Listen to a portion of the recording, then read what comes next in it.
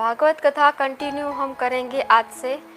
हमने पढ़ा था भागवत का महात्म्य, तो आगे हम आज कंटिन्यू करेंगे। शॉर्ट में परिचय दे दूँ, ये भागवत कथा श्री डोंगरे जी महाराज का विवेचन है।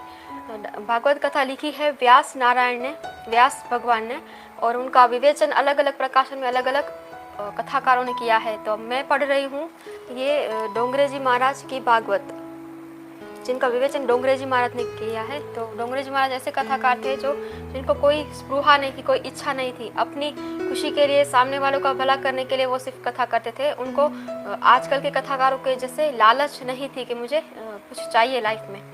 और व्यास जी का शॉर्ट में परिचय दूं तो व्यास नारायण के अवतार थे, जिन्होंने भगवत धर्म का प्रचार करने के लिए अलग अलग पुराण लिखे। तो उनमें से एक पुराण है भागवत पुराण।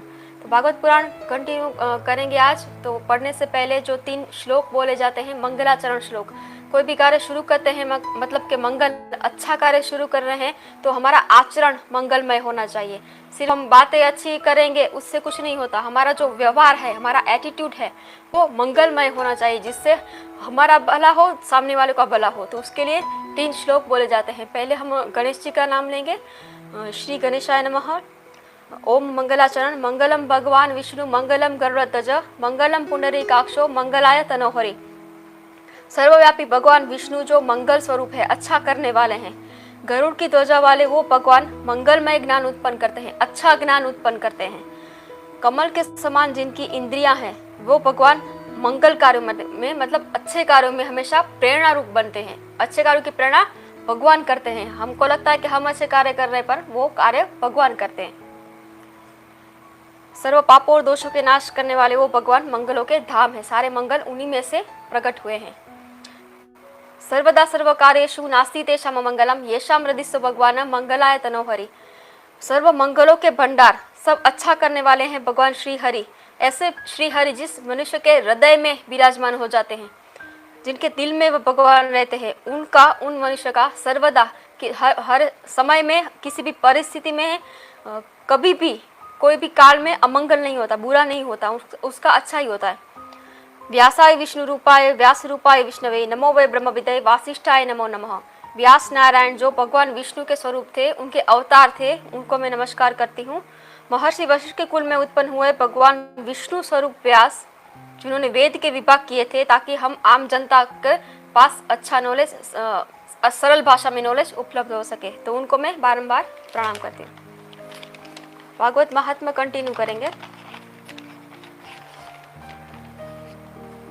श्री गणेशाय नमः। श्री सरस्वते नमः।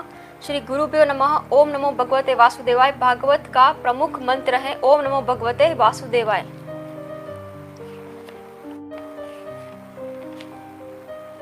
भगवत के महात्म्य में आगे हम कंटिन्यू करते हैं कि मनुष्य का जीवन बहुत थोड़ा है और शास्त्र पुराण इतने सारे हैं, नॉलेज के जो ग्रंथ है वो इतने सारे हैं कि हम इतनी सी छोटी सी लाइफ में वो सब नहीं समझ सकते, वो उसका पार नहीं पा सकते। तो कौन सी ऐसी बुक है कि जिसको जानने से सब कुछ लाइफ में हम जान ले, तो वो है भागवत पुराण।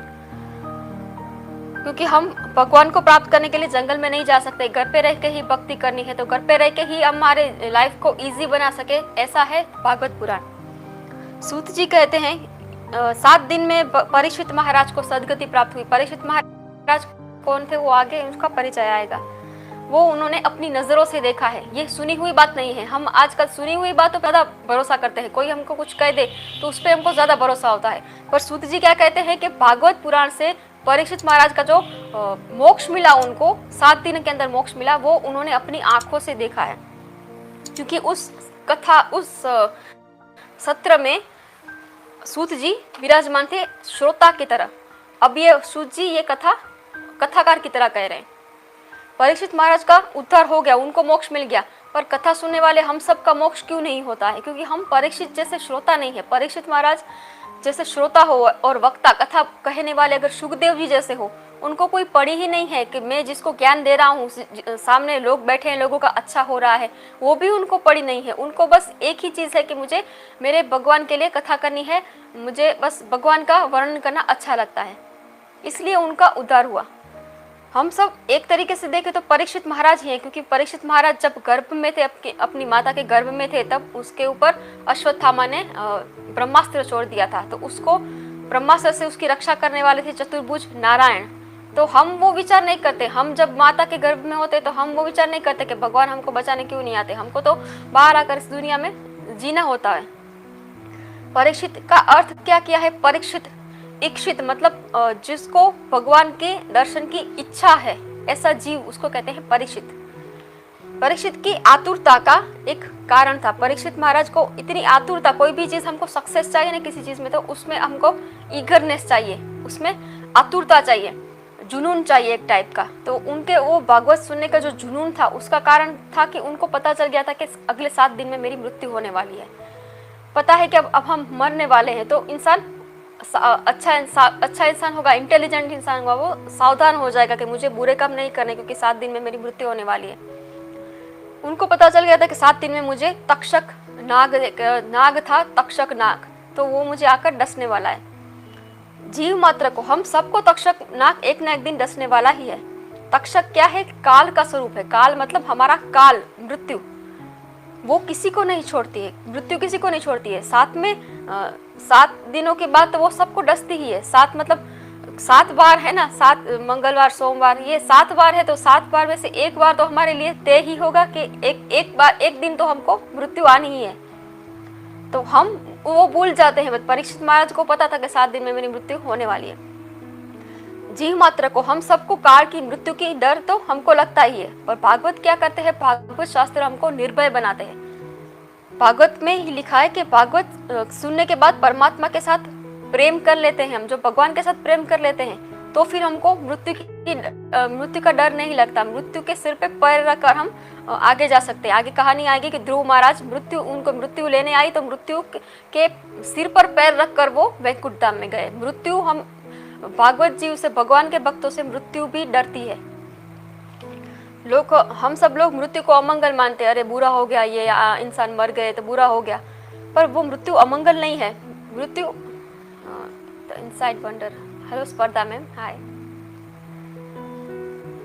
मृत्यु अमंगल नहीं है, मृत्यु बुरी चीज नहीं है। मृत्यु होगी हमारी तो ही हमको नया जीवन मिलेगा, या मृत्यु होगी तो ही हम मोक्ष पा सकेंगे, भगवान को पा सकेंगे। मृत्यु क्या है? परमात्मा का सेवक है। वो तो एक सेवक है, हमको परमात्मा के पास ले जाने वाला है, इसलिए वो भी मंगल है, मृत्यु भी मंगल है। भगवान को जब लगता है कि मेरा बेटा जो है वो लायक हुआ या नहीं, वो देखूं, तब वो भगवान हमको बुलाते हैं। जिसको हमेशा पाप के विचार आते रहते हैं, उसको ही मृत्यु से डर लगता है। निर्भय व्यक्ति होगा, जिसको पता है कि मैंने लाइफ में कभी पाप नहीं किया है, उसको मृत्यु से डर नहीं लगेगा कि मृत्यु आ जाएगी तो मेरा क्या होगा, उसको कभी डर नहीं लगता है। इसलिए भागवत कथा हमको निर्भय बनाती है। अंतकाल में, जब मनुष्य के अंतकाल में हमको जो डर लगता है, वो मृत्यु से डर नहीं लगता, हमारे किए हुए पापों से डर लगता है। पाप करते समय हम डरते नहीं है, जब उसका परिणाम, उसकी सजा का समय आता है, तब हमको डर लगता है कि अरे अब हमारा क्या होगा। व्यवहार में, नॉर्मल जो हमारा व्यवहार होता है, उसमें भी हम हमारे से ऊपर होते हैं, सरकार होते हैं, या हम जहाँ पे काम करते हैं तो बॉस होते हैं, तो हम उनके एक डर लगा रहता है। अगर काम पे हम लेट पहुंचे तो उसके हमारे ऊपर ही अधिकारी होंगे, वो हमको टोकेंगे, वो डर लगा रहता है। कोई मनुष्य टैक्स चोरी करता है तो उसको सरकार से डर लगा रहता है। वैसे ही इंसान को मृत्यु से, काल से डर लगा रहता है। पाप करते समय वो डर नहीं लगता, बस सजा भुगतनी होती है तब हमको डर लगता है। तो सरकार की, गवर्नमेंट की डर रखते हैं हम, अपने से ऊपर ही बॉस का डर रखते हैं, पर भगवान का कोई डर नहीं रखता कि भगवान मेरे पाप की सजा देंगे, उसका हम कोई डर नहीं रखते। तो ये थोड़ी अजीब बात है। मनुष्य, भागवत क्या कहते हैं? मनुष्य को निर्भय बनाता है। निर्भयता भगवान का आश्रय लेने से ही होती है। डर जो निकलता है हमसे, हमको किसी से डर लग रहा है, तो हम अपने से ऊपर ही जो सबसे ताकतवर है, उस ताकतवर इंसान को हम अपना दोस्त बना ले, तो फिर हमको दूसरी कोई चीज से डर नहीं लगेगा, क्योंकि सबसे ताकतवर चीज हमारे पास है, भगवान हमारे पास है।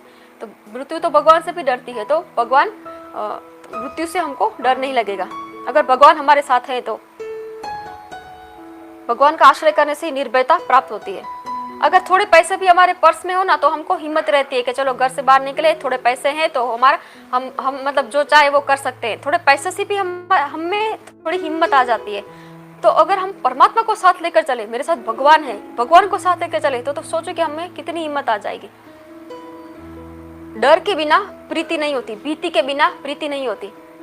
स्पर्धा में पूछ रहे हैं भागवत कथा हिंदी में लिखी है आपके पास? नहीं, मैं गुजराती में है, मैं उसी टाइम हिंदी में अनुवाद कर रही हूँ। कथा गुजराती में है क्योंकि मैं खुद गुजराती हूँ, तो मैं ये थोड़ा ट्रांसलेट करके कहती हूँ आपको।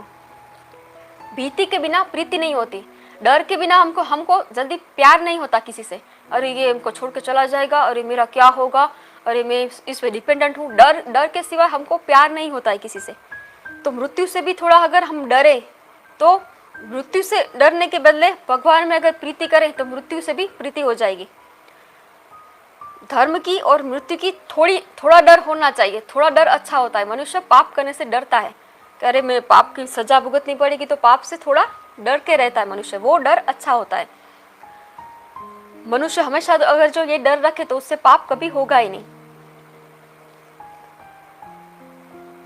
जो काल मृत्यु का डर है वो हमारा सब कामनाएं उसका नाश कर देता है और हमको ये संदेश देता रहता है कि भगवान के पास जाना है तो हम थोड़ा भक्तिमय प्रेममय जीवन अपना बनाएं, तो मृत्यु के ऊपर हम विजय प्राप्त कर सकते हैं। जिसने अपनी कामनाओं को मार दिया, अपनी इच्छाओं को वश में कर दिया, वो कभी मृत्यु से नहीं डरेगा।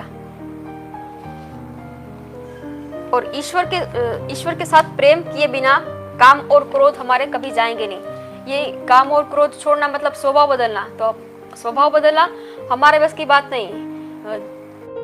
हम दान करें, कितना भी जप करें, तप करें, कितना भी व्रत रख ले, कुछ भी कर ले, हम अच्छा बन ले, किसी का बहुत अच्छा कर ले, पर हमारा स्वभाव नहीं बदलता। स्वभाव केवल एक ही चीज से बदलता है कि भगवान की शरण में जाए, भगवान कृपा करे तो आपका स्वभाव बदल सकता है। वरना आपके पाप नष्ट हो सकते हैं अच्छे कार्य करने से, पर आपका स्वभाव नहीं बदलता है।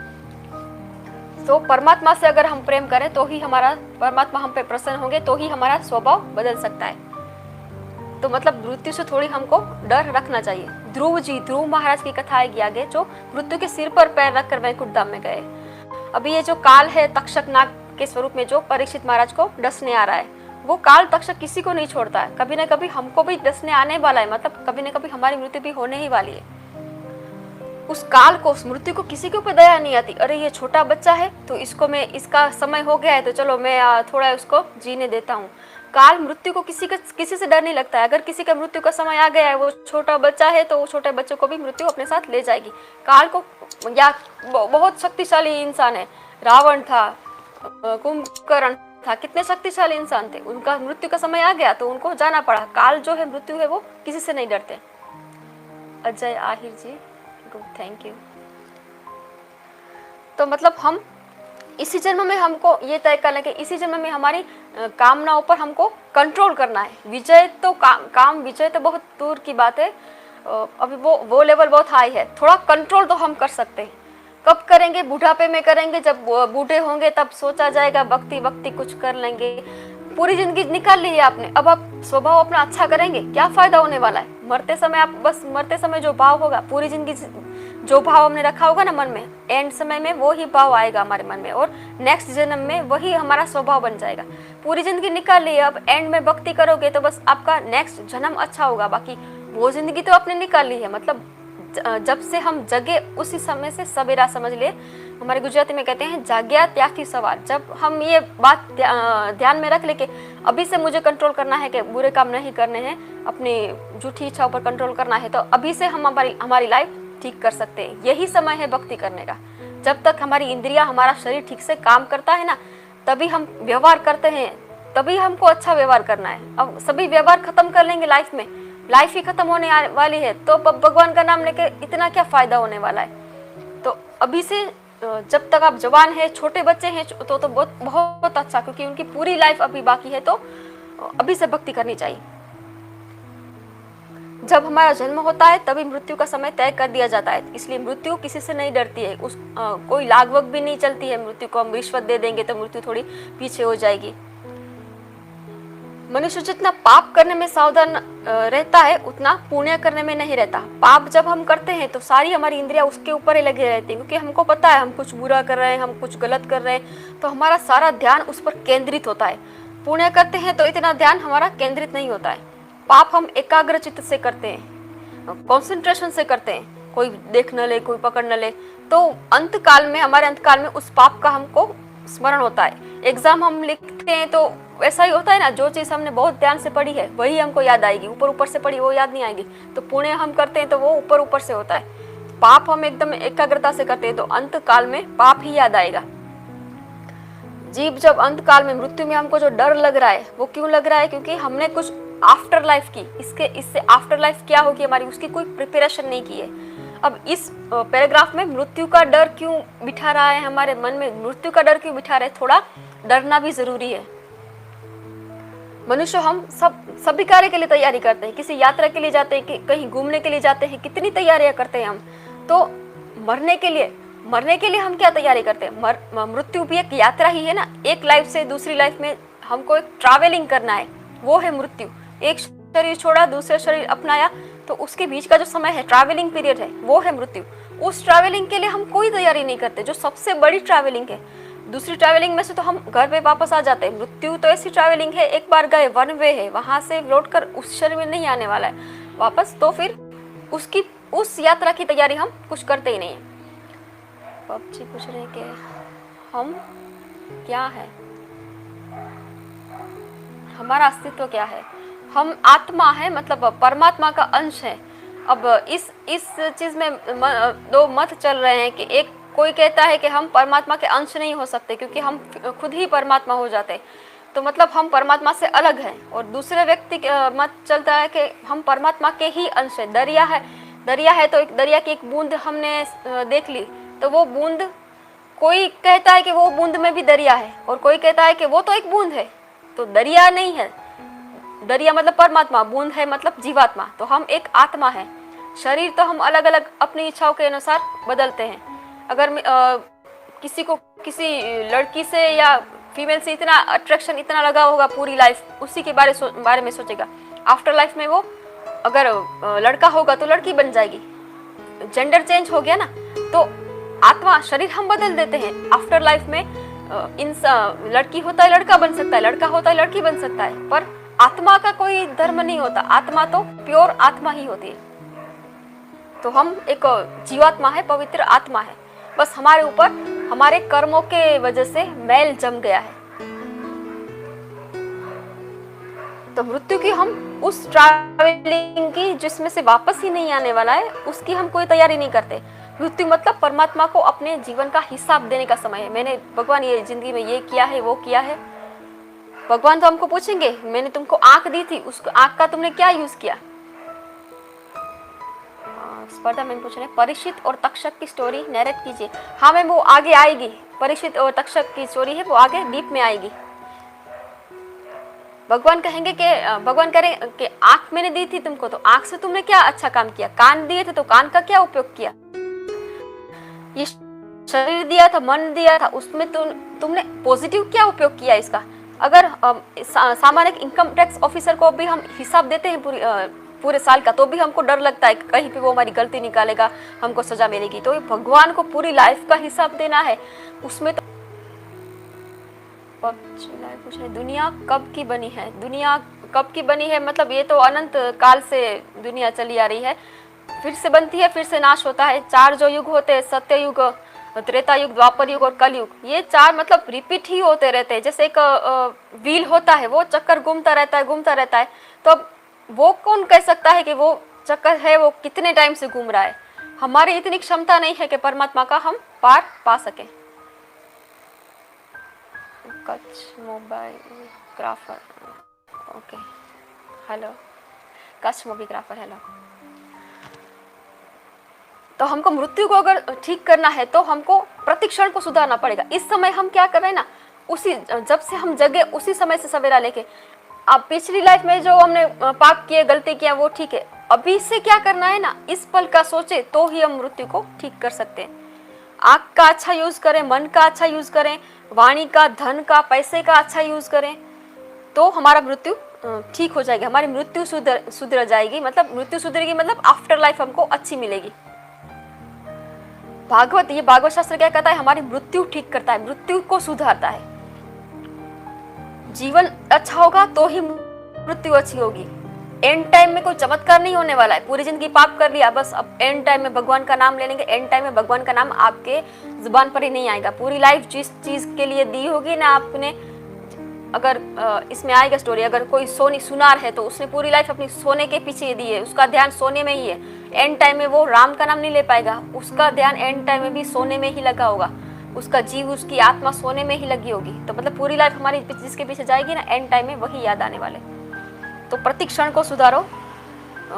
हम रोज स्मशान तो नहीं जा सकते, स्मशान नहीं, पर स्मशान को एक बार याद करने की जरूरत है। दिन में एक बार याद कर लोगे, एक ना एक दिन हमारी हालत ये होने वाली है। शंकर भगवान जो है वो स्मशान में ही विराजते हैं। शंकर जी ज्ञान के देव है, इसलिए स्मशान में रहते हैं। स्मशान मतलब ज्ञान का एक स्थल है ना। स्मशान में कोई भी जाएगा, राजा जाएगा या रंक जाएगा, भिखारी जाएगा, दोनों के शरीर की राखी होने वाली है। बुद्धिमान व्यक्ति जाएगा या मूर्ख व्यक्ति जाएगा, ऐसा नहीं होगा कि बुद्धिमान व्यक्ति होगा तो उसके जलाने के बाद उसमें से सोना निकलेगा उसके शरीर में से, उसके शरीर की राखी बनने वाली है। मूर्ख व्यक्ति के शरीर की भी राखी बनने वाली है। तो यही ज्ञान है, उसमें समता देखनी है, समभाव देखना है कि मृत्यु के बाद सभी इक्वल हो जाते हैं। पूरी लाइफ आपने जो किया है वो खत्म हो गया, आपको आफ्टर लाइफ मिल गया। शरीर के क्या हुआ, शरीर के सबके शरीर की राखी होने वाली है। तो समभाव, जहां जाने से हमारी भावना सम हो जाए, सबके लिए इक्वल हो जाए, उसी को कहते हैं स्मशान। शमशान मतलब जहाँ पे समभाव, जहाँ पे जाने से सभी के लिए हमारे मन में एक ही जैसे भाव आए कि ये सभी मृत्यु लाइफ में कुछ भी किया है उनके शरीर की राखी बन गई है। तो समभाव मतलब विषय भाव का अभाव। समभाव यही है ईश्वर भाव। भगवान क्या करते हैं, भगवान अगर अच्छे व्यक्ति भगवान का तप करे तो भी भगवान उसको वरदान देते हैं। बुरे व्यक्ति भगवान का तप करे तो भगवान ऐसा नहीं कहेंगे तुम तो बुरे हो, तुमने तपस्या की है तो उसका फल नहीं दूंगा। भगवान तो समभाव रखते हैं, आप तपस्या करेंगे तो अच्छे हैं या बुरे हैं, भगवान आपको आपका फल देते हैं। तो भगवान शंकर भगवान, स्पेशली शंकर भगवान समभाव रखते हैं सबके प्रति। इसी तरह उनके तरह अगर सर्व में हमको ईश्वर भाव आ जाए कि सभी में ईश्वर है, चलो बुरे से बुरे व्यक्ति में भी ईश्वर है, तो हम बुरा काम करने से हम बच जाएंगे और हमें थोड़ी दीनता आ जाएगी। हमारा जो ईगो है, एटीट्यूड थोड़ा कम हो जाएगा। तो परमात्मा को प्रसन्न करने का साधन भी यही है कि हमारा एटीट्यूड कम करे। पहले ही दिन आया था भागवत में कि भगवान को हम नमन क्यों करते हैं, झुकते क्यों हैं भगवान के लिए, भगवान के सामने हम हाथ जोड़कर नमन करते हैं। हमारा ईगो, हमारी बुद्धि शक्ति भगवान को दे देते हैं कि भगवान हम कुछ नहीं कर रहे हैं, जो कर रहे हैं आप कर रहे हैं। ऐसी दीनता रखेंगे ना तो भगवान प्रसन्न होंगे। भगवान के सामने आप एटीट्यूड दिखाओगे कि तुमने मेरा ये काम नहीं किया तो मैं तुमको देख लूंगा, मैं तुमसे बात नहीं करूंगा, तो वो हमारा नुकसान है। भगवान को हम एटीट्यूड दिखाएंगे तो नुकसान हमारा ही है। भगवान को दीनता पसंद है कि चलो ये मेरे ऊपर डिपेंडेंट है, ये मेरे बिना कुछ नहीं कर सकता है। भागवत की जो कथा है हमको अमर बनाती है। शरीर का नाश तो होने वाला है पर आत्मा का नाश ना हो, इसलिए वो अमर बनाती है हमको। अमर कथा का जो आश्रय लेता है उसको भी अमर ही कहते हैं।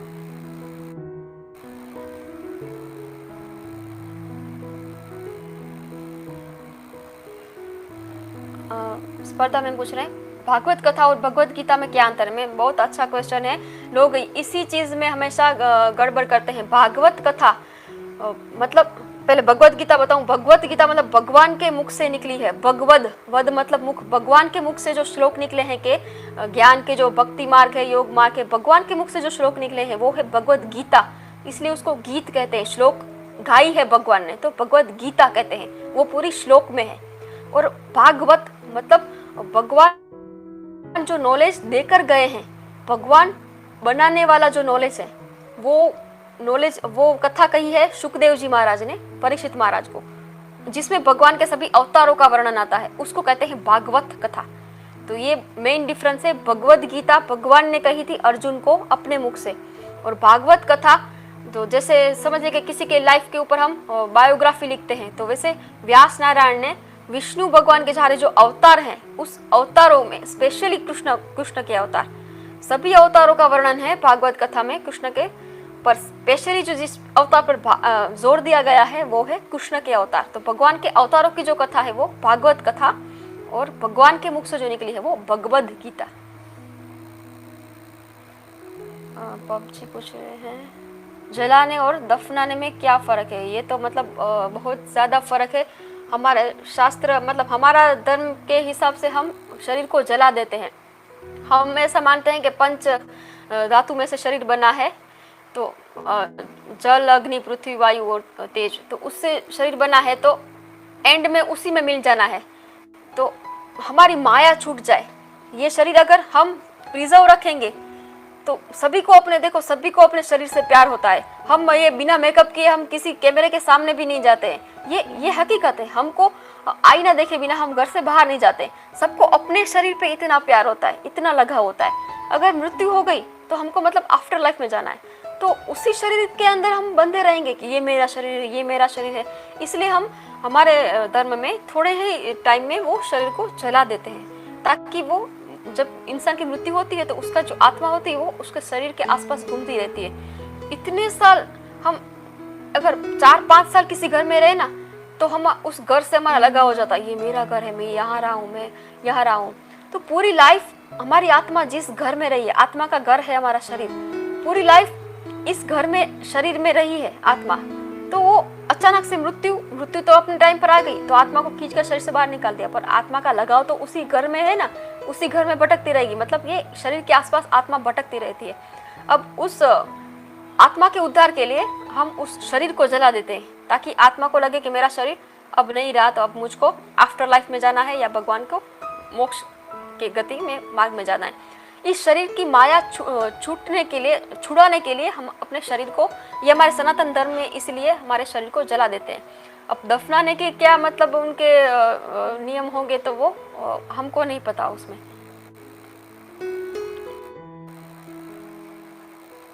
योगी कास्ट वाले अपने आप को जलाते क्यों नहीं है? योगी मतलब योगी जो होते हैं। ये बहुत अच्छे क्वेश्चन कर रहे हैं। ये आपका नाम क्या है? PG live full and fun tips. योग मार्ग से अपने शरीर से आत्मा को निकालते हैं। योग मतलब एक परिस्थिति बनाई है कि मैं अपनी इच्छा से अपने शरीर में से आत्मा निकाल रही हूँ, अपनी इच्छा से निकाल रही हूँ आत्मा। कोई मृत्यु जबरदस्ती खींच कर नहीं ले जा रही है। अगर हमारे घर से कोई हमको खींच कर बाहर निकालेगा ना, तो हमारा रहेगा मन, ये मेरा घर, मुझे इस घर में जाना है। हम स्वयं घर को त्याग देंगे, फिर हमारे घर से ये माया नहीं रहेगी। तो योगी जो होते अपनी इच्छा से अपने ब्रह्मरंध्र में प्राण को स्थिर करके आत्मा को बाहर निकाल देते। उनको मृत्यु की पीड़ा भी नहीं होती है। अपनी इच्छा से घर छोड़ दिया है तो वो उनको शरीर में अपनी माया भी नहीं होगी ना। उनके शरीर को अगर हम दफना दे, जला दे, कोई मतलब नहीं। उनके शरीर के आसपास उनकी आत्मा भटकने ही वाली नहीं है। उनकी आत्मा को तो मोक्ष मिल गया है, उनकी आत्मा को सदगति मिल गई है। तो मतलब उनके शरीर को दफनाते, उनके शरीर को जलाने की जरूरत नहीं पड़ती। ये बहुत अच्छा क्वेश्चन किया है। आपका नाम क्या है, आप जरूर बताइएगा। सिमरन शर्मा, सोनिया दीदी, हेलो सिमरन शर्मा, पूजा चौहान, दोनों मेरे स्टूडेंट हैं। मैंने तब भी कहा था कि इस उम्र में अगर इस चीज़ में अगर आप पढ़ते हो, आपकी पूरी लाइफ अच्छी होने वाली है। पूजा और सिमरन, आपको बहुत ज़्यादा बधाई हो। हाँ सिमरन, भागवत की कथा हमको अमर बनाती है। मृत्यु के बाद भी हमारा मतलब वो डर नहीं लगता कि मृत्यु आ जाएगी, हमको अमर बना देती है, निर्भय बना देती है।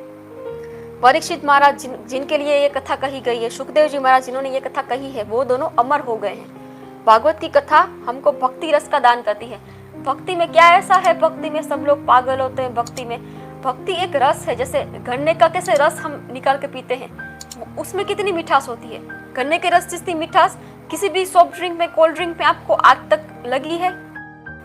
क्योंकि वो नेचुरल रस है। उसका जो रस है उसकी तुलना कोई आर्टिफिशियल रस नहीं कर सकता है। तो ये भक्ति है वो हमको पता नहीं है कि वो कितनी रसीली है, कितनी मधुर है। तो उस भक्ति रस का हमको दान करती है। भक्ति मार्ग से हम भगवत गीता में लिखा है कि अभी मैम ये आपका क्वेश्चन आएगा स्पर्धा मैम के भगवत गीता और भागवत में क्या है। भगवत गीता तो कहती है कि भक्त का लक्षण ये है, भक्ति ऐसे होने चाहिए, भक्ति से आप भगवान को पालोगे। पर भक्ति की कैसे जाए? मुझे किसी भगवान में भक्ति नहीं है, अब मुझे उस भगवान में भक्ति जागृत कैसे करूं? कोई तो मुझे पॉइंट करेगा ना, कि मैं अगर किसी को कहूंगी ये चीज करो ये चीज करो, तब तक वो चीज नहीं करेगा। मैं किसी को कहूंगी, प्रेरित करूंगी, तब वो करेगा ना। मुझे भगवान में भक्ति ही नहीं है तो फिर मैं भगवान को प्राप्त कैसे करूंगी। भगवत गीता कहती है कि भगवान की भक्ति करो, पर कैसे करो ये बताती है हमको भागवत धर्म, भागवत कथा। इनमें जो भगवान के हम जैसे कोई एक एग्जांपल दो, कोई मूवी देख रहे हैं तो उस मूवी के जो कैरेक्टर है, हीरो हीरोइन, उससे जुड़ जाते हैं। अरे ये कितने अच्छे, ये कितने अच्छे, क्योंकि हम उनके बारे में सोचते हैं, उनके बारे में देखते हैं, इनपुट सभी दिमाग में डालते हैं, तो वो हमको अच्छे लगने लगते हैं। फिर हम उनके पोस्टर लगाते हैं रूम में कि ये हीरो है, ये हीरोइन। उसी तरह भगवान के ये जो वर्णन होता है, भगवान के जन्म की कथा है, भगवान ने क्या लीलाएं की है, ये कथा हम सुनेंगे तो भगवान में हमको भक्ति उत्पन्न होगी। भक्ति उत्पन्न होगी तो ही हमारी लाइफ अच्छी होगी ना, तो हमको एंड में भगवान मिलेंगे, पूरी लाइफ भी अच्छी होगी। पर भगवान में भक्ति उत्पन्न कैसे करें, मेन चीज करे कैसे भक्ति, तो वो सिखाया है भागवत धर्म ने। भक्ति रस का दान करती है, हमको अमर बना देते। मीराबाई कैसे द्वारकाधीश में शरीर के साथ समा गए। ऐसा नहीं कि मीराबाई की मृत्यु हुई, मीराबाई मूर्ति के अंदर समा गए हैं, जीवित मूर्ति के अंदर समा गए हैं। गौरांग प्रभु भी जगदीश में भगवान में सदे है, देह के सहित वो उनमें शामिल हो गए और अमर बन गए। उनके शरीर को ना जलाना पड़ा ना दफनाना पड़ा। ये फर्क है कि आम इंसान और भक्त में ये फर्क है। उनके शरीर को उनकी पड़ी ही नहीं होती, उनको खुद को अपने शरीर की पड़ी नहीं होती। भगवान उनके शरीर को प्रोटेक्ट करते हैं और एंड में उसके शरीर को ना दफनाना पड़ा ना जलाना पड़ा। किसी व्यक्ति से उसका संबंध ही जरूर नहीं है, भगवान ने डायरेक्ट उसमें अपने में समा लिया उसको। तो योग करना बहुत हार्ड है, योगी बनना बहुत हार्ड है, और तपस्या भी बहुत हार्ड है। हम वो भी नहीं कर सकते हैं। हम कलयुग के जीव है, तो कलयुग के जीव अगर भगवान को प्राप्त करना चाहे या अपनी लाइफ अच्छी करना चाहे तो वो क्या कर सकते हैं, तो वो ये भागवत कथा सुन सकते हैं। भगवान के नाम का जाप करते करते ये कथा हम सुनेंगे। भगवान के नाम का क्या महत्व है ये भी आगे आएगा। तो हम अगर निसंदेह होके ये कथा सुने, शक मत रखो, अरे मैं ये कथा सुन रही हूँ, सब कहते हैं पुरुषोत्तम मास में तो ये कथा करनी चाहिए, कथा सुननी चाहिए, मैं कथा सुन तो रही हूँ, इससे मेरा अच्छा होगा या नहीं होगा, ये संदेह ना रखे, शक ना रखे। भगवान ने कहा है आपका अच्छा होगा तो अच्छा होगा। निसंदेहता से कथा सुनिए। भागवत जो है वो, ये भागवत कथा खुद नारायण है। पहले ही दिन में आ गया था कि भगवान ने जब अपने धाम में जा रहे थे, भगवान की मृत्यु हो रही थी, मृत्यु तो नहीं होती, भगवान अपने धाम में जा रहे थे तो अपना सारा तेज, हमारे अपनी सारी शक्ति इस भागवत में दे गए थे। तो ये भागवत खुद ही नारायण है, परिपूर्ण है, ये परफेक्ट है, इसमें कोई कमी नहीं है। कोई इसका मतलब इसमें क्रिटिसाइज नहीं कर सकता है। मैं अपनी बुद्धि लड़ा के अरे इसमें ये लिखा है कि इसने भक्ति करने से ऐसा होगा, नहीं ऐसा नहीं होगा, हम इसमें तर्क नहीं कर सकते। ये हमारी तर्क से ऊपर है, ये परफेक्ट चीज है, इसमें हमको तर्क नहीं करना है। उसके श्रवण से जो नास्तिक होगा, जिसको भगवान में श्रद्धा नहीं होगी ना, उसको भी भगवान में श्रद्धा होने लगेगी।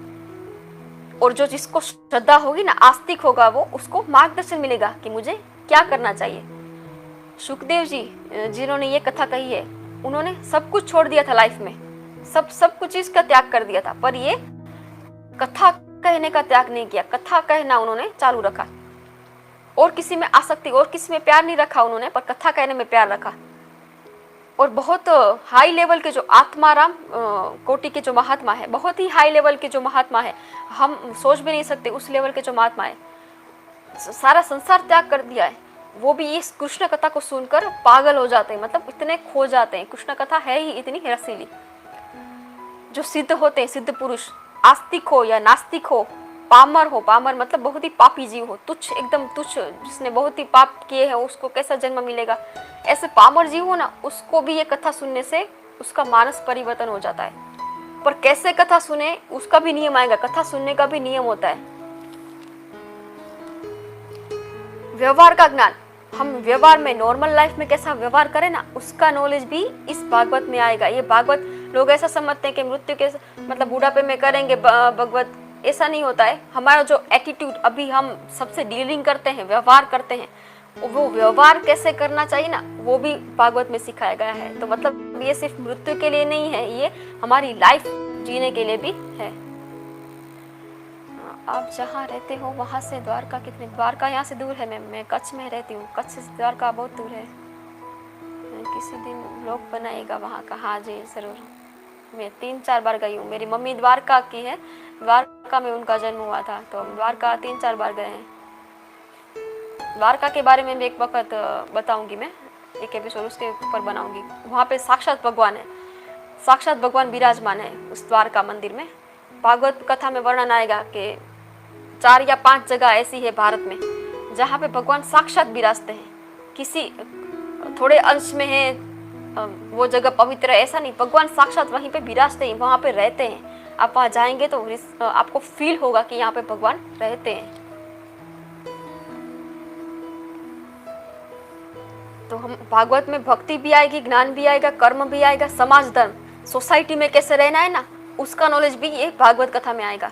स्त्री धर्म, एक स्त्री का क्या धर्म होना चाहिए, आपद धर्म, मुसीबत में आपदा, जब मुसीबत आती है तब हमारा क्या धर्म होना चाहिए। धर्म मतलब हमारा स्वभाव, उस टाइम पे हमको कैसा एटीट्यूड रखना चाहिए।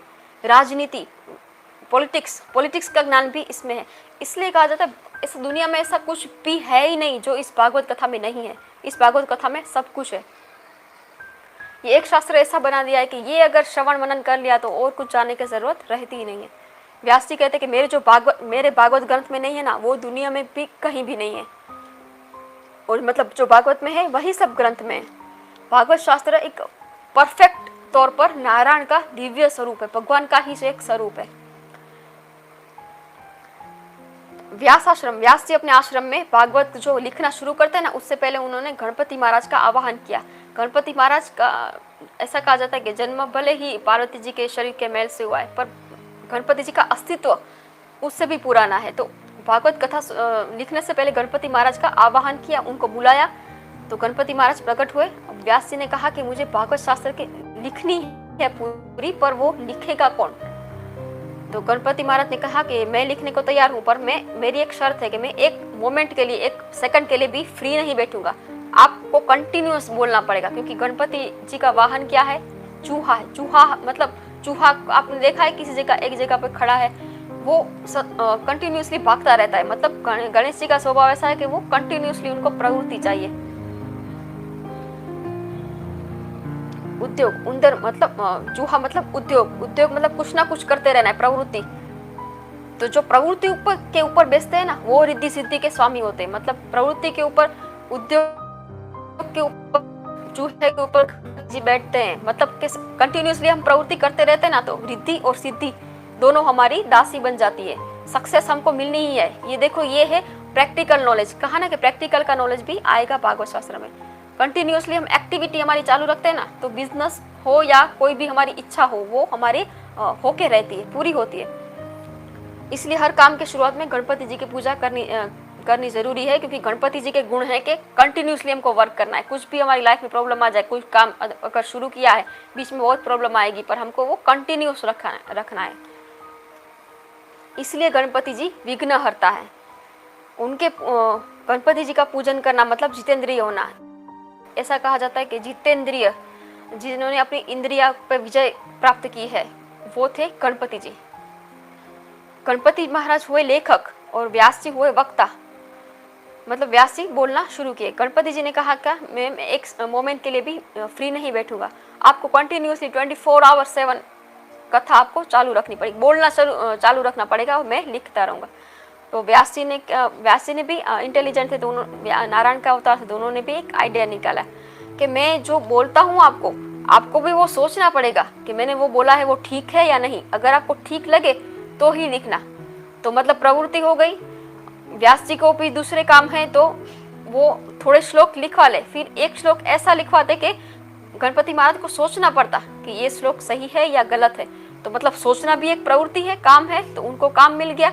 ऐसा नहीं है कि कंटिन्यूसली लिखना है, कंटिन्यूस उनको कोई प्रवृत्ति चाहिए।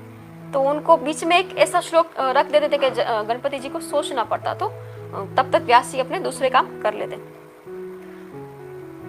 भागवत में भी, इसलिए भागवत कथा में ऐसे बहुत श्लोक आते हैं, ऐसे बहुत वाक्य आते हैं जिसका अर्थ हमको सोचना पड़ता है। इसका अर्थ क्या होगा, ये हो सकता है, वो हो सकता है, क्योंकि व्यास जी ने कुछ ऐसे श्लोक भी गणपति जी से लिखवाए हैं ताकि वो अपना दूसरा काम कर सके। तो मतलब कुछ ऐसे वाक्य आएंगे जिनके 2 या 3 मतलब अर्थ निकलेंगे, तो उनसे हमको उचित अर्थ निकालना है। भागवत कथा में आता है, एग्जाम्पल है, भागवत कथा में आता है कि हिरण्याक्ष जो था उसका जो मुकुट था, उसकी जो टोच थी, मुकुट की टोच वो स्वर्ग को टच करती थी। तो ये लॉजिकली पॉसिबल नहीं है कि किसी का मुकुट इतना बड़ा हो कि स्वर्ग तक उसकी मतलब उसकी स्पर्श करे। तो उसके शरीर से सारी दिशा ढक जाती थी। तो मतलब उसका शरीर इतना बड़ा नहीं हो सकता कि हमको कोई और दिखे ही नहीं, कोई दिशा ना दिखे। पर मतलब हिरण्याक्ष मतलब लोभ बताया है, हमारा जो लोभ होता है, ये चीज़ मुझको चाहिए, वो चीज़ मुझको चाहिए, और ये चीज़ सिर्फ मेरी है और किसी को नहीं देनी है, ये हमारा जो लोभ है ना, वो दिन ब दिन बढ़ता है। तो मतलब हमको जो वाक्य होगा ना उसका अर्थ निकालना पड़ेगा, क्योंकि व्यास जी ने कुछ ऐसे श्लोक गणपति जी से लिखवाए हैं जिसका 2 मीनिंग 3 मीनिंग निकलता है। तो हमको उस मीनिंग से लेकर ये कथा समझनी है। अच्छे काम में विघ्न आते हैं, इसलिए ये भागवत कथा हो सके तब तक 7 दिन में ही कंप्लीट करनी चाहिए। इसलिए विघ्न ना आए, इसलिए पहले गणपति जी को हमने प्रणाम किया, सदगुरु को प्रणाम किया, सरस्वती जी को प्रणाम किया, इसको सबको प्रणाम करना। जब वृद्ध प्रोडक्ट बन गया है, अब उस सेल भी करना है, क्योंकि वो भागवत कथा लिखी थी लोगों को अच्छा करने के लिए। अब खुद वृद्ध हो गए हैं, तो इस वृद्धावस्था में वो ज्ञान का फैलावा कैसे कर सकते हैं। तो फिर उन्होंने सोचा कि इस ज्ञान का मैं प्रदान किसको करूं, मैं तो आज हूं कल नहीं होगा, तो ये दुनिया का अच्छा करने के लिए जो मैंने ये चीज बनाई है, तो उसका फैलावा कैसे करूं। भागवत लिखने के बाद उन्होंने कलम छोड़ दी। उन्होंने बहुत सारे पुराण लिखे, मैंने आगे भी कहा 18 पुराण उन्होंने लिखे हैं। तो ये इसका पुराण लिखने के बाद, क्योंकि इसमें सब कुछ आ गया, अब इसके बाद कुछ लिखना बाकी नहीं रह गया, तो उन्होंने अपनी कलम छोड़ दी, मतलब कि लिखना बंद कर दिया। उन्होंने सोचा कि मैं बहुत बोल लिया, बहुत लिख लिया, अपना नॉलेज दिखा लिया, पर ये जो चीज़ बनाई है वो लोगों तक पहुंचाऊं कैसे, लोगों को फायदा कैसे पहुंचाऊं। जो भगवान से अलग हो गए हैं, हम खुशी से अलग हो गए हैं। चलो भगवान से हमको इतना नहीं होता कि हमको भगवान को प्राप्त करना है, खुशी तो प्राप्त करनी है, हम सबको खुश रहना है लाइफ में। तो आज अगर देखा जाए तो कौन खुश है लाइफ में, पूर्णतः कोई खुश नहीं है। तो जो खुश नहीं है, जिसको कंटिन्यूसली प्रसन्नता आनंद सबको दिला सके, इसके लिए ये भागवत शास्त्र की रचना की गई है। भागवत है वो प्रेम का शास्त्र है,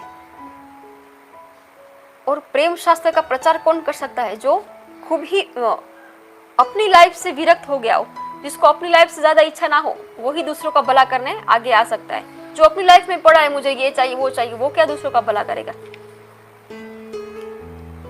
कृष्ण के अलावा जो दूसरों से प्रेम करता है वो इस कथा का अधिकारी नहीं है। मतलब मैं कोई चीज आपको समझाऊंगी, ये मैं भागवत कथा आपको समझा रही हूँ, क्यों समझा रही हूँ, मुझको खुद को ये पसंद है तभी मैं आपको समझा रही हूँ ना। अगर मुझे कोई ऐसे बुक दे गई ये लोगों को समझाओ, अगर मुझ कोई उसमें इंटरेस्ट नहीं होगा तो मैं मतलब वो पढ़ने के लिए पढ़ जाऊंगी।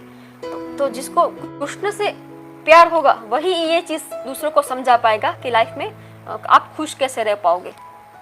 जो अपनी खुशी में पड़ा है वो दूसरों को खुशी नहीं दे सकता। हाँ, जिसने शुरुआत में जन्म से ही जिसको वैराग्य आ गया हो, तो वो ये कथा सबको पहुंचाने का अधिकारी है। कथा कहना भी एक अधिकार है। ऐसा नहीं है कि कोई भी मतलब बुक खोला और कथा करने पढ़ने मतलब बैठ गए, तो उसको भी कुछ उसका अधिकार होना चाहिए, कुछ थोड़ा नॉलेज उसमें होना चाहिए कि मैं अभी विरक्त, मतलब अभी दूसरा काम ना करके मैं ये चीज कर रही हूँ, तो वो डेडिकेशन पावर होना चाहिए। तो ये चीज दूसरों को देने के लिए फुल डेडिकेशन चाहिए। ऐसा व्यक्ति दुनिया में कैसे ढूंढूं, ये व्यास जी को चिंता हुई। तो उन्होंने सोचा कि मैंने तो वैराग्य अपनाया है, शादी नहीं की है, तो ऐसा मेरा पुत्र भी नहीं है कि मैं पुत्र को कह सकूं कि ये इसका ज्ञान का प्रचार करो। तो इस विचार से उनको वृद्धावस्था में पुत्र होने की इच्छा जागी कि काश मेरा कोई पुत्र होता। तो भगवान शंकर उनके पुत्र के रूप में आए, क्योंकि भगवान शंकर से ज्यादा कृष्ण को प्रेम और कोई नहीं कर सकता है। कृष्ण मतलब राम जी, विष्णु जी, तो भगवान शंकर के सिवा उनका बड़ा भक्त कोई नहीं है, ये तो हम सब जानते ही हैं। तो भगवान शंकर साक्षात ही आए जन्म लेकर इस चीज का, भागवत का प्रचार करने। क्योंकि वो भी जानते कि मेरे सिवाय भगवान से ज़्यादा कोई प्यार कर ही नहीं सकता है। तो व्यास जी ने सोचा कि अगर शिव जी मेरे यहाँ पुत्र के रूप में आए तो ये कथा का प्रचार कर पाएंगे। तो उन्होंने व्यास जी ने शंकर जी की आराधना की। शिव जी तो तुरंत प्रसन्न होने वाले देव हैं, और वैसे भी ये काम तो कैसा है, शिव जी का प्रिय काम है ना, शिव जी का काम है, शिव जी को पसंद है राम जी, कृष्ण जी, अब उनकी ही कथा करनी है, तो उनके लिए तो वो तुरंत ही प्रसन्न हो जाएंगे। तो व्यास जी ने कहा कि आप जो समाधि में भगवान का ध्यान करते हो, आनंद प्राप्त करते हो, तो वही आनंद आप जगत को दो, इसलिए मैं इच्छा करता हूँ कि आप मेरे यहाँ पुत्र के रूप में आओ। भगवान शंकर को रिक्वेस्ट कैसे भेजते हैं, भगवान शंकर को इंटरेस्ट आए उस तरीके से भगवान शंकर को रिक्वेस्ट भेजते हैं। ऐसा नहीं कि भगवान शंकर ये मेरा काम कर दो। उनको कहा है कि आपके जैसा आनंद लोगों को दो, क्योंकि शंकर जी इतने दयावान हैं, इतने भोले हैं कि हाँ, मैं तो समाधि में भगवान का ध्यान करता हूँ, मुझे इतना आनंद होता है, तो ये आनंद मुझे दूसरों को भी देना चाहिए। तो मतलब शंकर जी को भी रिक्वेस्ट कैसे करते हैं कि एक तरीका होता है, किसी को अगर हम चाहें कि ये कोई व्यक्ति हमारा काम करे, तो वो उसको व्यक्ति को इंटरेस्ट आए उस तरीके से उसको रिक्वेस्ट करनी है। तो आ गया ये व्यवहार का नॉलेज, आ गया, आगे आई थी ना लाइन कि जो व्यवहार का नॉलेज है ना, वो भी इस भागवत शास्त्र में। किसी से अगर हम चाहते हैं कि ये हमारा काम करे, तो उसको उसकी तरीके से समझाओ कि ये चीज आपके इंटरेस्ट की है, तो वो हमारे काम में इंटरेस्ट लेगा। वो भगवान शंकर को रिक्वेस्ट करते हैं, आपको तो वैसे अवतार लेने की जरूरत नहीं है, पर लोगों का कल्याण करने के लिए आप आओ। शिव मतलब अच्छा, शिव मतलब कल्याण, तो शिव जी तो हमेशा यही चाहते हैं कि लोगों का कल्याण हो। तो शंकर जी ने सोचा कि हाँ, ये सही बात है, मैं अकेला आनंद प्राप्त करूं ये अच्छा नहीं है, तो भगवान कृष्ण का आनंद, ध्यान का आनंद में सबको दूं, ये होना चाहिए।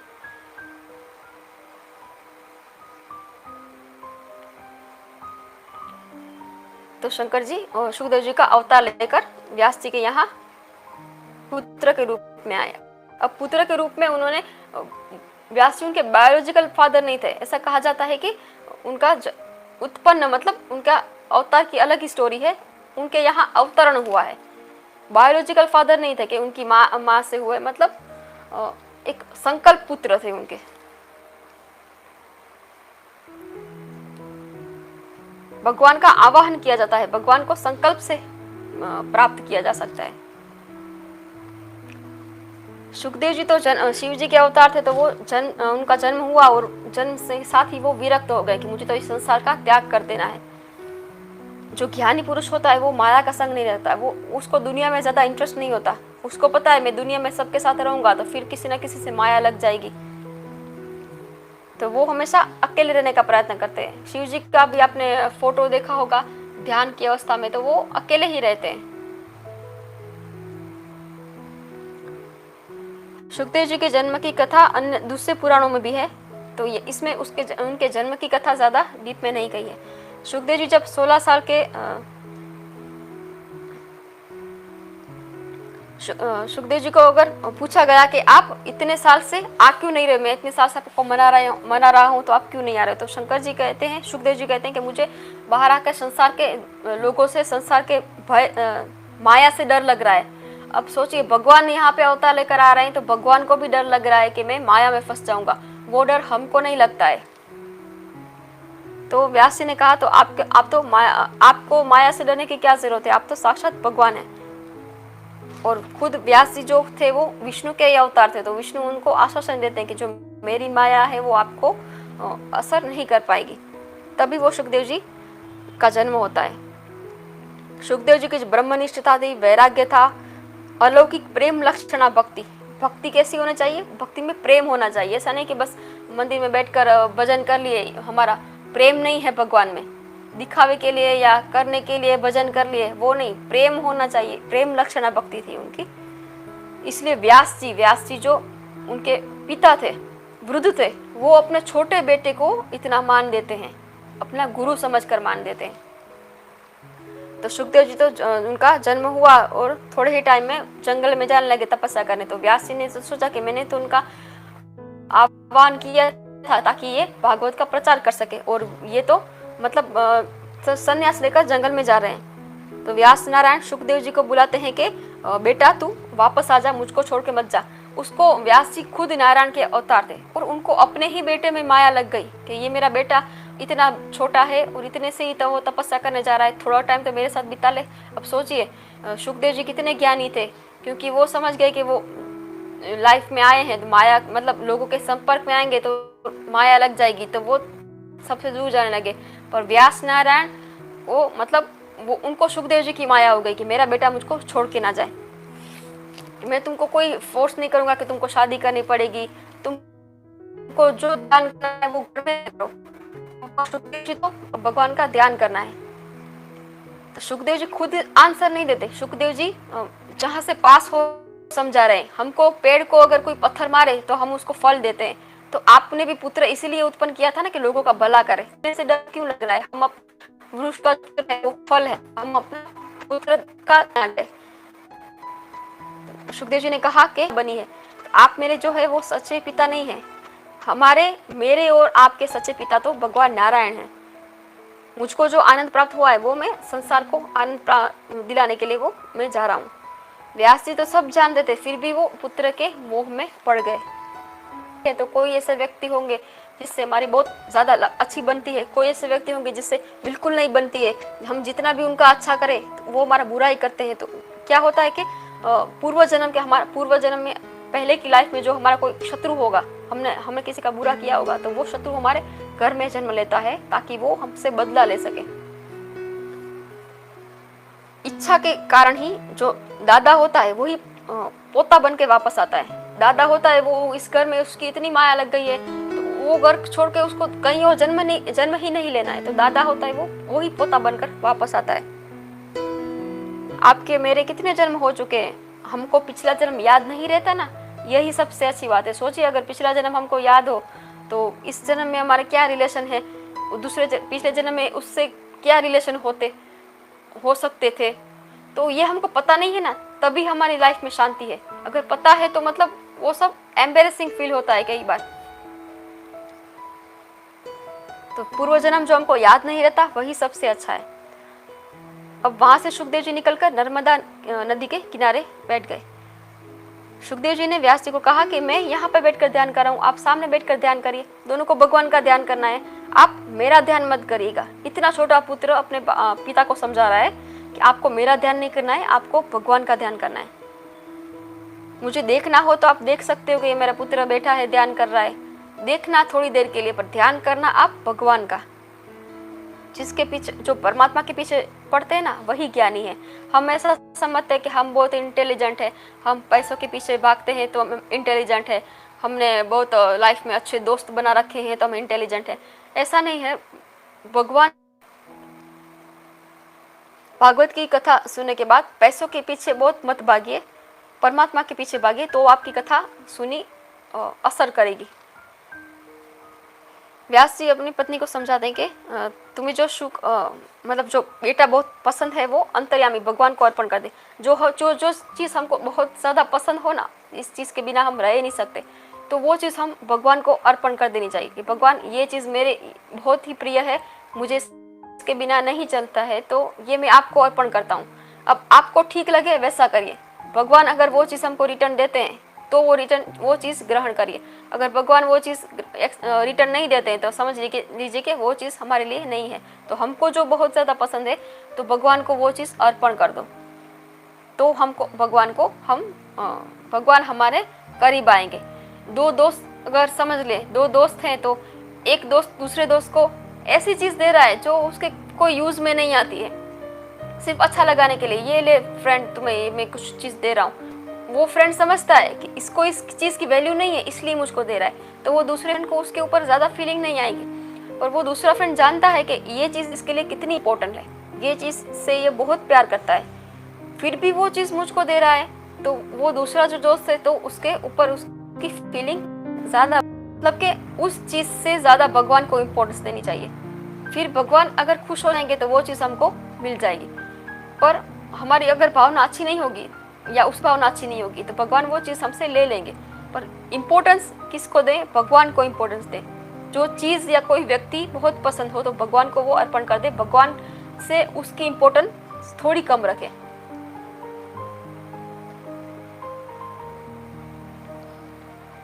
अब सूत जी जो है वो सुखदेव जी को प्रणाम करके इस कथा को प्रारंभ करना शुरू करते हैं। अभी जो एक्चुअल भागवत है वो अभी से स्टार्ट होगी। एक बार नैमिषारण्य क्षेत्र में शौनक जी ने सूत जी को कहा कि हमने बहुत कथा सुनी, अपनी लाइफ में बहुत कथा सुन ली है, अब ऐसी कोई कथा सुनाओ जिसमें सारी चीज उसका निचोड़ आ जाए। शॉर्ट में अगर हम कहें तो शॉर्ट में पूरी दुनिया का नॉलेज आ जाए, ऐसी कथा सुनाओ। कथा तो हमने बहुत सुनी है, ऐसी कथा सुनाओ कि जिससे हमारी कृष्ण के प्रति जो हमारी भक्ति है वो दृढ़ हो जाए। कोई चीज दृढ़ नहीं होगी, दृढ़ संकल्प, डिटरमाइंड विल होती है हमारी, ये चीज हमको करनी ही करनी है। तो ऐसी भक्ति, कृष्ण की भक्ति करनी ही करनी है, कुछ भी हो जाए लाइफ में। ऐसी भक्ति की कैसे जाए वो सिखाता है भागवत धर्म। तो ऐसी कथा सुनाओ कि हमको कृष्ण में ऐसी भक्ति हो जाए। जैसे दूध का सार मक्खन होता है, तो वैसे सर्व भक्ति का सार श्री कृष्ण है। किसी भी भगवान की भक्ति करे तो मतलब वो भक्ति का जो फल है एंड में कृष्ण के पास ही जाएगा। विष्णु सहस्त्र नाम का भी यही अर्थ होता है। किसी भी देवता को आप प्रणाम करेंगे, सबके चरणों में किया हुआ प्रणाम एंड में भगवान के चरणों में जाता है। जैसे सारी नदियों का पानी अंत में समुद्र में जाता है, तो हम किसी भी भगवान की सेवा करते हैं, पूजा करते हैं, किसी भी देवी देवता का तपस्या करते हैं, उसका जो फल होता है वो फल पहले विष्णु भगवान के पास जाता है।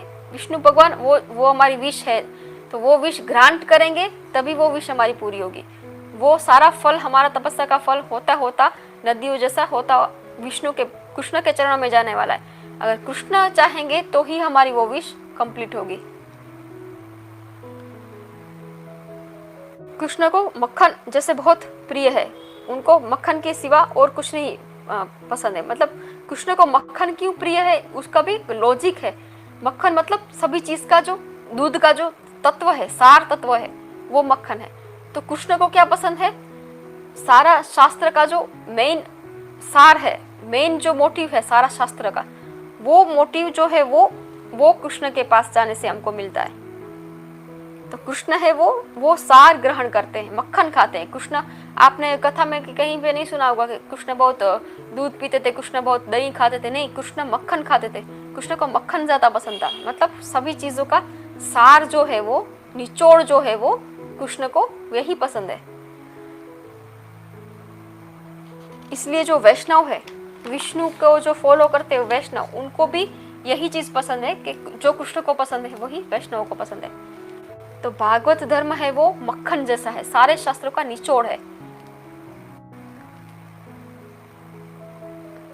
अब शौनक जी कहते हैं, सूत जी है वो शौनक जी को यह कथा सुना रहे हैं। ज्ञान वैराग्य के साथ भक्ति बढ़े ऐसी कथा कहो। ज्ञान तो बहुत कथा बढ़ा देती है, वैराग्य भी बढ़ जाता है। कितनी कथाएं ऐसी हैं जिससे सुनकर हमको संसार के ऊपर वैराग्य आता है। वैराग्य जगाने वाली बहुत कथा है। ज्ञान भी बहुत कथाएं देती है, भगवत गीता भी ज्ञान देती है, पर भक्ति कौन सा ग्रंथ सिखाती है? भक्ति सिखाएगी ये भागवत कथा। भगवान का हमको प्रत्यक्ष दर्शन कराएगी, साक्षात दर्शन कराएगी भगवान का। ज्ञान वैराग्य के साथ भक्ति बढ़ाएगी। कथा रोने के लिए है। कथा सुनते अगर आपकी आंख में अगर आंसू आ जाए, ऐसा कहा गया है, ये भागवत में दो या तीन बार आएगा। कथा सुनते सुनते एक मोमेंट के लिए भी आपकी आंख में अगर आंसू आ गए तो समझ लेना कि आपने कथा सुनी है, तो मतलब आप उस चीज में इन्वॉल्व हो गए हैं, तो वो आपको असर करेगी। वरना बस कथा सुनी और भूल गए तो उसका कोई मतलब नहीं। अच्छे लोगों के अगर बारे में हम सुनेंगे तो हमको लगेगा कि अरे इन्होंने अपनी लाइफ में इतना अच्छा किया और हमने इतना अच्छा क्यों नहीं किया। कथा सुनने के बाद संसार के विषय में थोड़ा हमको वैराग्य आना चाहिए। प्रभु के प्रति प्रेम अगर उत्पन्न नहीं हुआ है तो वो कथा सुनने का कोई मतलब नहीं है। कथा जो है वो मनुष्य जीवन को सुधारती है, जीवन में चेंज लाती है। और अगर चेंज नहीं आया तो मतलब कि आपने सुनने में गड़बड़ की है या मैंने बोलने में समझाने में कुछ गड़बड़ की है। जैसे शीरा बनाते हैं हम, गेहूं के आटे का जो शीरा बनते हैं, हलवा बनाते हैं, तो उसमें गेहूं की जो वैल्यू होती है, गेहूं की अगर कीमत देखने जाए तो गेहूं की कीमत रुपये के दाम में अगर मोल देखें तो गेहूं की मोल कम होते हैं। घी पड़ता है उसमें तो घी का वैल्यू प्राइस ज्यादा होती है। गुड़ डालते हैं तो उसकी प्राइस भी अलग होती है। तीनों की प्राइस अलग है, पर लॉजिकली देखें तो गेहूं के बिना आप कितना भी घी डाल लोगे, घी महंगा है ना तो घी डालो, घी ज्यादा डालोगे तो अच्छा होगा, आटा कम डाल, आटा तो सस्ता है तो आटा कम डालो, ऐसा नहीं चलेगा ना। आटे का जितना प्रमाण है उतना आटा चाहिए ही। तो पैसे की दृष्टि से आटा घी से कम है उसकी वैल्यू, पर अगर पोषण देखा जाए तो वो आटा उसमें लगना ही है। तो मतलब आटे की वैल्यू एक तरीके से देखा जाए तो घी की वैल्यू जैसी ही है। उस तरह से ज्ञान, भक्ति या वैराग्य ये चीज अलग अलग है, पर तीनों की इंपॉर्टेंस सेम ही है। हमको वो तीनों चीजों की जरूरत पड़ेगी। और ये जो चीज जिसमें है वो है उत्तम वक्ता। कथा कहने वाले का लक्षण बताया है। कथा कहने वाला कैसा होना चाहिए, उसमें ज्ञान भी होना चाहिए, नॉलेज भी होना चाहिए, भक्ति भी होनी चाहिए, इंटरेस्ट तो होना चाहिए ना। ये चीज कोई बता रहा है तो मुझे ही इंटरेस्ट नहीं होगा तो मैं क्या बताऊंगी। और वैराग्य, अगर ये अभी ये चीज मैं कह रही हूँ तो मेरा ध्यान दूसरी चीजों में जाएगा, अरे ये तो मैं मिस कर रही हूँ, ये सीरियल में मिस कर रही हूँ, इस समय तो मैं और कुछ काम कर सकती थी। तो मेरा वैराग्य पूर्ण तरह कथा में होना चाहिए। जो कथा बोलता है उसके ये मतलब एक उसके गुण है, ये उसको क्वालिफिकेशन है, इतनी चीज उसमें होनी ही चाहिए।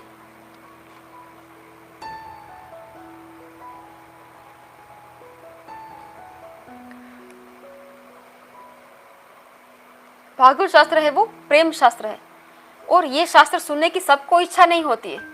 ये शास्त्र सुनने की इच्छा उसी को होगी जिसका नॉलेज उस लेवल तक आ गया है। ये चीज समझने की जिसमें मैच्योरिटी आ गई है ना, ये चीज उसी को इंटरेस्ट आएगी ये चीज सुनने में। ऐसा नहीं होगा कि चलो चलो कुछ अच्छा यहाँ पे कहानी चल रही है तो सब लोग बैठ जाएंगे।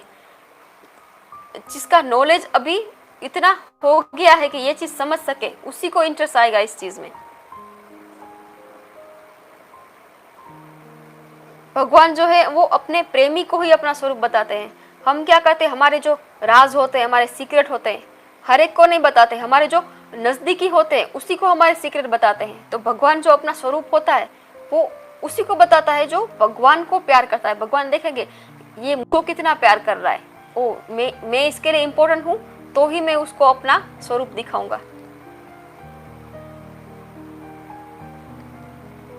ज्ञान मार्ग का क्या इंपॉर्टेंस है कि जो उसमें हमको जो मिला है उसको फील करना है। ज्ञान, मैंने कुछ चीज पढ़ी है, मतलब अपने दिमाग में उस चीज को एक्सेस की है, अंदर इनपुट की है, कोई चीज है तो वो मुझे एक्सपीरियंस होगी ना। कुछ सुनूंगी तभी मुझको एक्सपीरियंस होगी। भक्ति मार्ग में क्या है, भक्ति वो ऐसी नहीं है कि चीज के मैंने कुछ पढ़ा, ओ मैंने ये किताब पढ़ी, ओ मेरे में भक्ति जग गई, ऐसा नहीं होगा। भक्ति है वो फील करने की चीज है। ज्ञान फील नहीं करना है, ज्ञान इनपुट करना है। डेटा डाले हैं कंप्यूटर में, डेटा डाले हैं अंदर तो डेटा सेव हो गए। पर भक्ति ऐसी नहीं है। भक्ति जैसे मैं चाहूं और आप में भक्ति आ जाए, मैं बोलूं आप में ज्ञान आ जाए, ऐसा हो सकता है। पर मैं बोलूं कि भक्ति करो तो आप में भक्ति आ जाएगी, वो नहीं होगा। वो फील करने की चीज है। पर दोनों के जो लक्ष्य है वो लक्ष्य एक ही है कि भगवान की प्राप्ति करनी है। जिसके पूर्व जन्म का पुण्य का उदय हुआ है, अगले जन्म में जिसने बहुत ही अच्छे कार्य किए हो ना, उसी का नसीब सद्भाग्य होता है कि ये कथा सुन पाए। ये कथा सुनना सबके बस की बात नहीं है। जो ये कथा सुन पाते हैं उसने अगले जन्म में कुछ इतने अच्छे कार्य किए हैं, तभी उनका ये लक काम कर रहा है, तभी वो ये कथा सुन रहे हैं।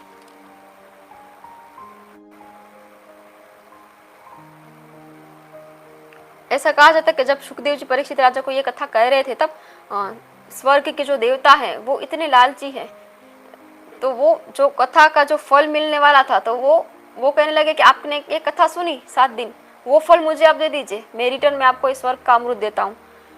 तो सुखदेव जी भी देखे अभी अपने जो श्रोता है उसकी कसौटी करते हैं।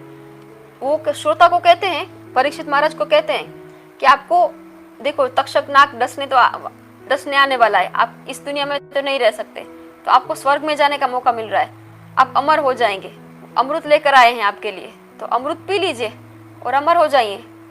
तो परीक्षित महाराज क्या कहते हैं कि ये कथा सुनने में मुझे इतना आनंद हो रहा है, इतना मुझे कथा का जो रस है ना वो अमृत रस से बहुत ज्यादा बढ़कर है। अब सुखदेव जी को तसल्ली हुई कि मेरा जो श्रोता है, मेरा जो चेला है वो लायक है। पहले वो कसौटी करते हैं कि मैं इससे भगवान से मिलाऊं, तो वो चीज़ वो इंसान उसके लायक तो होना चाहिए ना। तो सुखदेव जी ने परीक्षा की, परीक्षित की कि तुम्हें स्वर्ग का अमृत पीकर अमर होना है, तुम्हारी लाइफ बच जाएगी, इसी शरीर से तुम स्वर्ग में जाकर सुख भोग सकते हो। तो परीक्षित ने कहा मुझे कथा सुनने में इतना इंटरेस्ट आ रहा है कि मुझे मोक्ष की भी जरूरत नहीं लग रही, तो फिर स्वर्ग की तो बात ही नहीं है। स्वर्ग के अमृत से, तो परीक्षित पूछते कि स्वर्ग के अमृत पीने से क्या लाभ है। सुखदेव जी कहते हैं स्वर्ग के अमृत पीने से तुम्हारे पुण्य का क्षय होगा, तुम्हारे पुण्य है, अच्छे काम है वो कम हो जाएंगे, पाप का क्षय नहीं होगा, पाप कम नहीं होंगे। एक टाइम के बाद पुण्य खत्म हो जाएंगे तो फिर पाप भोगने के लिए फिर से पृथ्वी पर आना पड़ेगा। तो वो पाप का क्षय होता है कथा अमृत के पान से, कथा सुनने से ही पाप का क्षय होता है। तो स्वर्ग के अमृत से ये कथा का अमृत ही श्रेष्ठ है। तो राजा ने कहा कि मुझे स्वर्ग का अमृत नहीं पीना है, मुझे तो ये कथा का अमृत ही पीना है। 7 ही दिन में ज्ञान और वैराग्य को जागृत करके भक्ति रस को उत्पन्न करने वाली है ये कथा। हम सब में ज्ञान तो है, वैराग्य भी है, पर वो सोए हुए हैं, उसको जगाने की जरूरत है। तो दूसरा कोई ऐसा ग्रंथ नहीं है जो ज्ञान और वैराग्य जगा सके, उसके लिए ये है ये भागवत कथा। तो आज इतना ही रखते हैं, कल आगे कंटिन्यू करेंगे। सॉरी एक सर क्वेश्चन निकल गए। स्पर्धा मैम पूछ रहे हैं ये कौन व्यास जी जिन्होंने महाभारत लिखी थी? वेद व्यास जी? जी वेद व्यास जी जिन्होंने महाभारत लिखी थी। हाँ,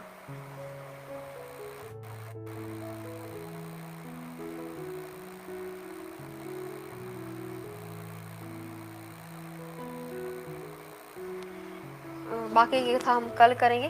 तब तक के लिए जय श्री कृष्ण, जय श्री राम।